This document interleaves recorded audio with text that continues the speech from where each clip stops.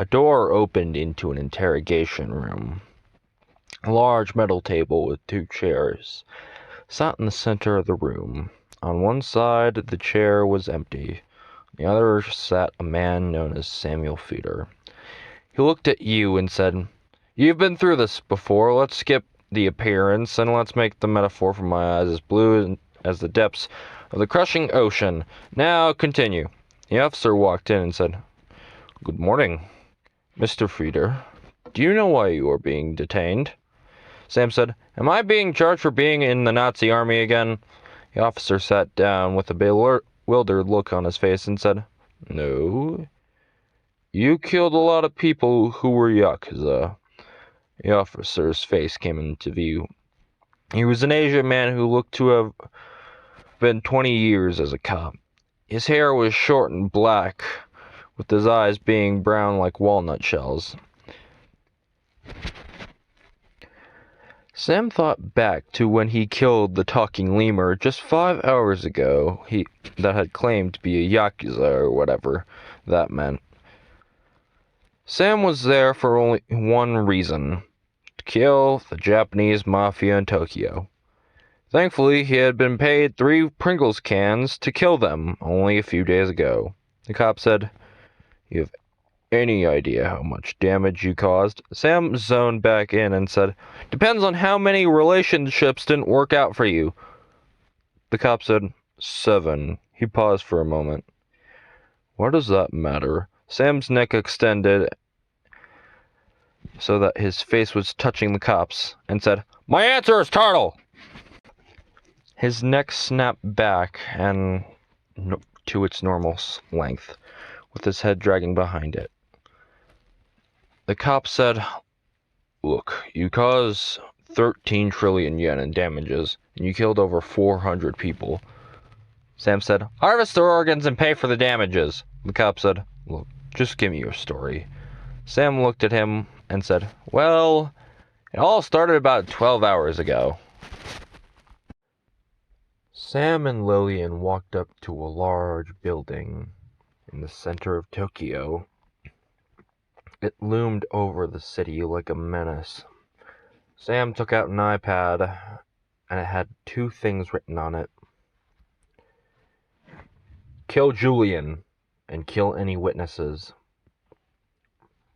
Sam threw the iPad to the right, and soon after, a bloodstream hit his face. Lillian took a blunt from her orange hearts and stuck it in her mouth. A small flame lit on the end suddenly, and then they began to walk towards the building. The black and orange contrast of the 2 shirts was flowing south in the wind. Although knowing they were about to be covered in blood, they still stepped forward in unison towards the building, as they knew what they needed to do. As they reached the door, a man in a suit held up his hand to stop the 2 from entering. In a flash, his hand slid off. Lillian held a steel spear in her right hand while blood dripped from it. The man ran off, and the 2 walked into the building. The inside had black quartz flooring with a gold design written translation to King. As Sam passed the gold writing, it changed to Angel of Death. A gold elevator opened to guards with MP5s. On the first floor, they saw Sam with a dark aura holding a fully metallic spear. The elevator closed seconds later and went up. Sam cut open the door with 3 strikes. Lillian said, "He's on the 87th floor. Be ready." The interior of the elevator shaft went dark. Above them, the elevator went up with a faint screaming inside. Sam smiled and threw his spear up at the elevator. Inside the elevator, the MP5s were tossed aside. Every man banged on the elevator door. Soon, one man didn't just scream with fear, but with pain. A steel spear was stuck in the man's leg. The metal spear had weight under it as the spear slid down. At floor 35, one man was pulled through the floor. At 37, another. Every 2 floors, One man was pulled through the floor until 43. The man with the spear in his leg remained. He saw a hand appear from the floor with 2 notes.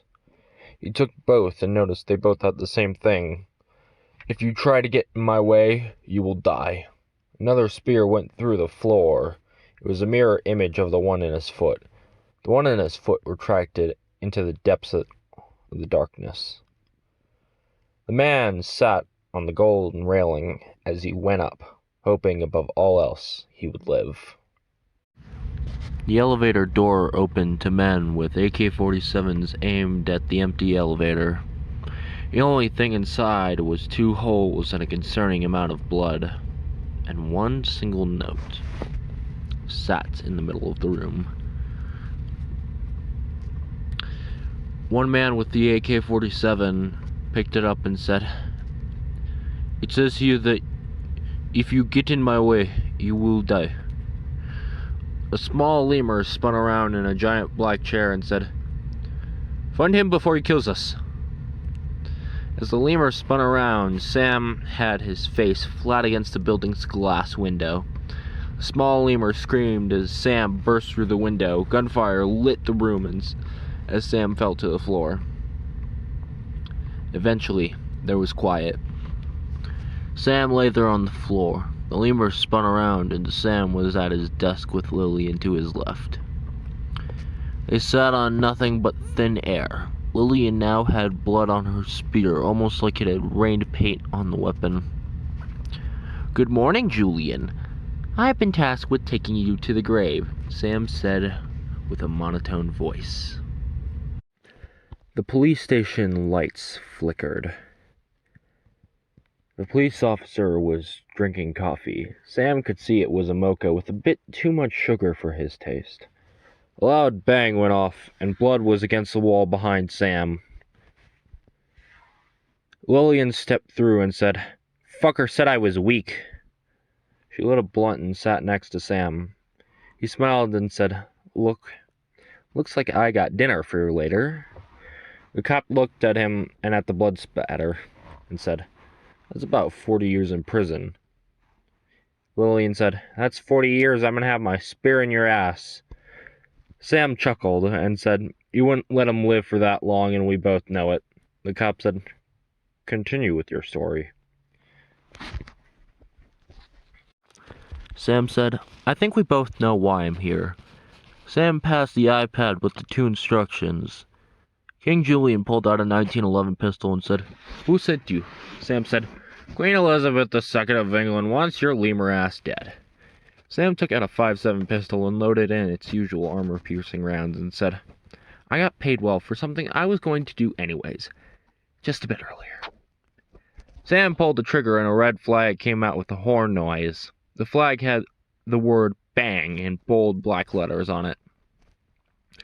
Sam looked at the gun that he had fired and said, He was interrupted by a loud bang from Julian's gun. A red hole went through Sam's head. Julian turned and jumped out the window behind him. Sam and Lillian looked over at the edge and saw Julian parachute into a car a bit away. Sam said, "I'm gonna kill him twice for this." A rusty blue 1987 Chevy K5 Blazer burst through the wall, knocking Sam and Lillian out of the building. They got in their seats and buckled up. Sam said, "Put in the Kid Rock CD." Lillian put in a full black CD into a record player and pressed play. As the truck hit the pavement, the building collapsed and the music started. Ahead there were 10 luxury cars surrounding a stretch limo.